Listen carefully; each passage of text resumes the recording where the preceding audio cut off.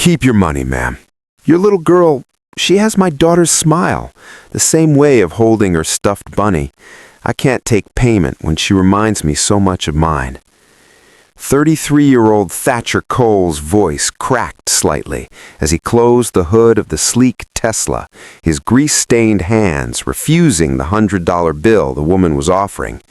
He just spent 2 hours fixing her broken-down car on a deserted highway, using parts from his own struggling garage, working in the cold November rain while his 4-year-old daughter, Clover, waited in his old truck, clutching the stuffed bunny her late mother had given her before dying in childbirth.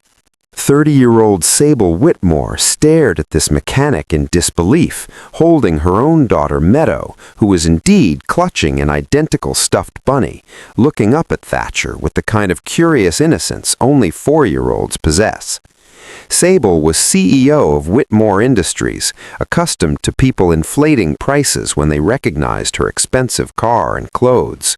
But this man, clearly struggling, his truck held together by determination rather than proper maintenance, was refusing payment because her daughter reminded him of his own. "I insist," Sable said, her professional composure faltering. "You spent hours helping us. You used your own parts. This isn't right."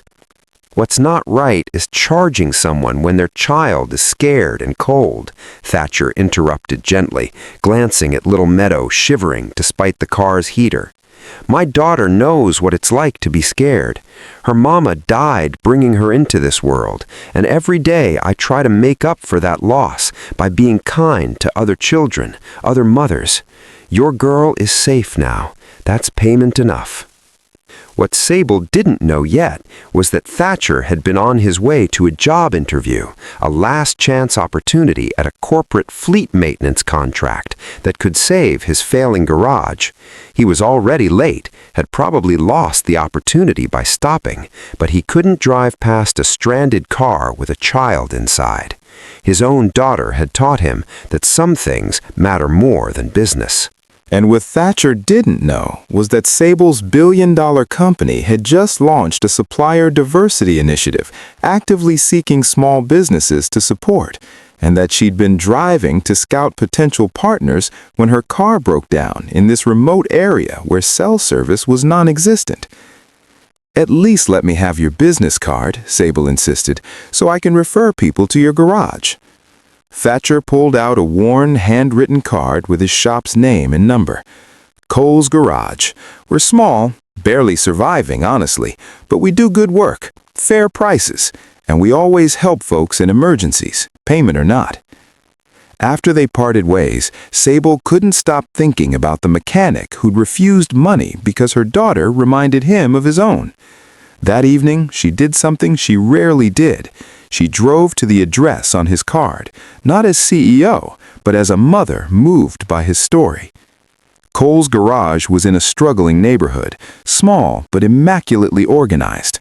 Through the window, she saw Thatcher working on an old sedan, while Clover sat on a blanket in the corner, coloring pictures, occasionally bringing her father drawings that he'd paused to admire with genuine delight despite being covered in grease. The scene broke Sable's heart. This man providing for his daughter alone, working late hours, still finding warmth and patience despite obvious hardship. She watched him kiss Clover's head, help her with a difficult crayon, sing softly while working. This was love and sacrifice rendered visible. Sable made inquiries. She learned Thatcher had been raising Clover alone for 4 years, that his wife had died from complications during childbirth, that he'd turned down higher-paying jobs to stay close to his daughter, that he regularly fixed cars for elderly neighbors for free, that he'd built a reputation for honesty in an industry known for exploitation. What Sable also learned, what made her decision crystallize, was that Thatcher had indeed missed a major job interview the day he'd stopped to help her. The corporate fleet contract he'd lost would have saved his garage from imminent foreclosure. He'd sacrificed his own financial survival to help a stranger's child stay safe. 2 weeks later, Thatcher received an unexpected visit from a corporate representative. Mr. Cole, Whitmore Industries is launching a vehicle maintenance program.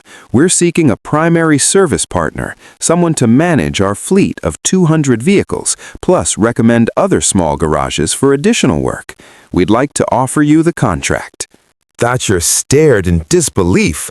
Ma'am, I run a one-person operation in a struggling neighborhood. Surely you have more established contractors. We want someone with integrity, the representative said. Someone who helps stranded motorists in the rain and refuses payment because their daughter reminds them of their own. Someone who prioritizes people over profit. That's the partner we need. Only later did Thatcher realize the representative's voice was familiar. When Sable walked into his garage a week later with Meadow, both holding identical stuffed bunnies, the truth clicked into place. "You did this," Thatcher whispered. "The contract. You're Whitmore Industries." "You gave up a life-changing opportunity to help my daughter and me," Sable said simply. "The least I could do was ensure that kindness didn't cost you everything. But this isn't charity, Thatcher. Your work is excellent, your integrity is rare, and your understanding that business should serve humanity rather than exploit it. That's exactly what our company needs." Tears filled Thatcher's eyes. "I just did what felt right. Your little girl needed help. And you sacrificed your own stability to provide it," Sable interrupted gently. "That's not common. That's extraordinary. My company doesn't need contractors who inflate prices and cut corners. We need partners who understand that behind every car is a person. Every breakdown is someone's crisis. Every repair is a chance to help or to harm. You already live those values."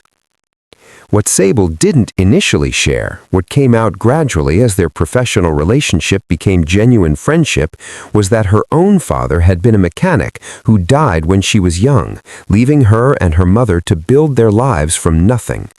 She'd never forgotten mechanics who'd helped her mother with car troubles, who'd charged fairly when they could have exploited a widow's desperation. Thatcher embodied everything her father had taught her about integrity and service. 6 months later, Cole's garage had expanded with Sable's support, not into some corporate sterile shop, but into a thriving community business that employed veterans and single parents, that maintained fair prices, that still helped elderly neighbors for free. And Thatcher's contract with Whitmore Industries had grown to include consulting on their entire supplier ethics program. But the most important change was that Clover and Meadow had become inseparable friends. The two little girls with their matching stuffed bunnies, living proof that one act of kindness in the rain could create connections that changed multiple lives. "You know what I think about sometimes?" Thatcher said to Sable during a coffee break at his garage, watching their daughters play together. "If I'd driven past you that day, if I'd prioritized my interview over helping a stranger, I'd have the wrong kind of success, the kind that costs your humanity. You taught me that the right opportunities find us when we choose people over profit." "And you taught me," Sable replied softly, "that true character shows up when there's no benefit to being kind. When you refused payment because my daughter reminded you of yours, that wasn't calculated. That was just who you are. The world needs more people choosing compassion over convenience, more businesses built on those values. Because kindness requires sacrifice, giving up interviews, using your own parts, working in the rain for no payment because a child's safety matters more than profit. And sometimes those sacrifices return transformed, not because we expected reward, but because the universe recognizes genuine goodness and creates space for it to flourish. We never know when helping one person might change our entire trajectory, proving that choosing humanity over opportunity often brings the right opportunities to us. If this story touched your heart, please like, share, subscribe, and comment. Let's spread more stories of kindness and hope together.